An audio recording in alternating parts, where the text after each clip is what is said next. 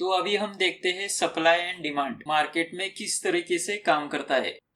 पूरा market in 4 points पर काम करता है। पहला है price rises while demand is greater than supply, मतलब प्राइस बढ़ती है जब डिमांड सप्लाई से ज्यादा रहता है और जो बायर्स हायर प्राइस भी पे करना पसंद करते हैं। दूसरा है प्राइस तब तक बढ़ती है जब तक कि बायर्स का पैसा खत्म ना हो, यानी हायर प्राइस उन्हें नहीं चाहिए, तब वो रन आउट होते हैं। या फिर supply increases sufficiently to absorb all demand, यानी जो आपने देखा डेप्थ ऑफ मार्केट में जो लिमिट ऑर्डर्स सेलिंग आस्क की लिमिट ऑर्डर्स थी, उनकी क्वांटिटी इतनी ज्यादा रहती है कि कोई मार्केट बाय ऑर्डर्स आती है तो वो बहुत ज्यादा नहीं रहती कि सब लिमिट ऑर्डर्स को खत्म कर दे। तीसरा पॉइंट है price false while supply is greater than demand, मतलब सप्लाई अगर डिमांड से ज्यादा है तो प्राइस गिर जाती है और तब तक जब तक सेलर कम कीमत में भी बेचना पसंद करते हैं। चौथा पॉइंट है price falls until we run out of seller, मतलब सेलर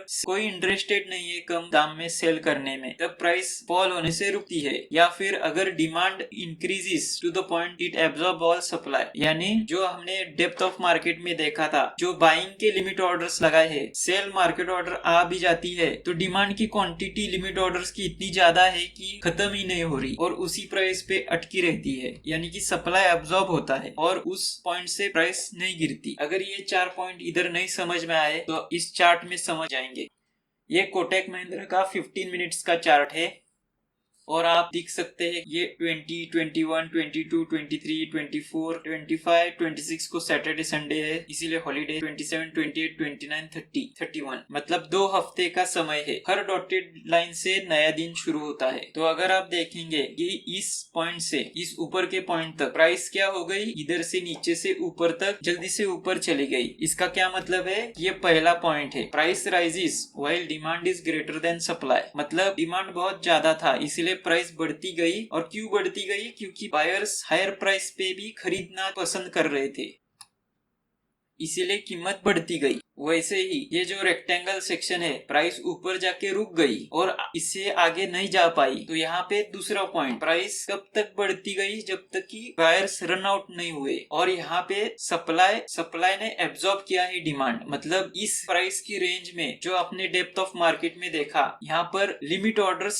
सेल की लिमिट ऑर्डर्स इतनी ज्यादा लगाई गई थी कि कोई भी market buy order limit order को खत्म करके इस रेंज ऊपर नहीं जा पाई, यानी कि सारा डिमांड सप्लाई ने एब्जॉर्ब कर दिया।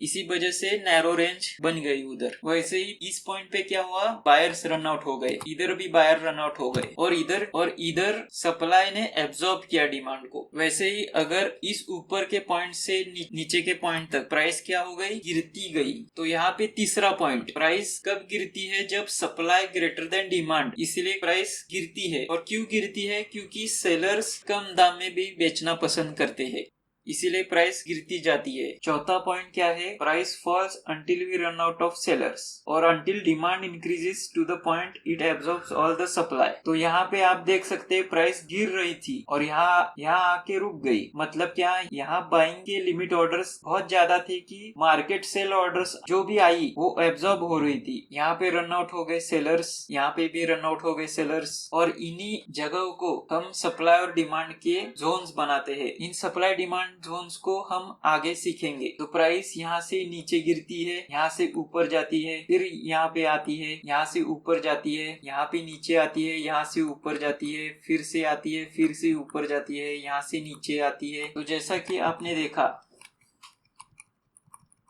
जब पहली बार प्राइस गिरी और डिमांड में से ऊपर प्राइस गई, तो नेक्स्ट टाइम यहाँ डिमांड पर आप लॉन्ग पोजीशन ले सकते हैं और सप्लाई जोन पर बाहर निकल सकते हैं और दूसरी पोजीशन शॉर्ट की लगा सकते हैं। यहाँ पे शॉर्ट कर सकते हैं और उसका टारगेट है डिमांड, शॉर्ट को आप कवर करेंगे डिमांड पर, फिर से आप डिमांड पर लॉन्ग पोजीशन ले सकते हैं और उसका टारगेट रहेगा सप्लाई पर लॉन्ग पोजीशन एग्जिट हो सकती है। इस तरीके से सप्लाई डिमांड को यूज किया जाता है। अगर ये वीडियो पसंद आया तो लाइक कीजिए और कमेंट में बताइए क्या पसंद आया या फिर और कौन से ट्रेडिंग के वीडियोस आगे आप देखना पसंद करेंगे। और वाईएस ट्रेडिंग कोच को सब्सक्राइब कीजिए और नोटिफिकेशन बेल को टर्न ऑन कीजिए ताकि हमारे अगले वीडियोस के बारे में आप नोटिफाई हो।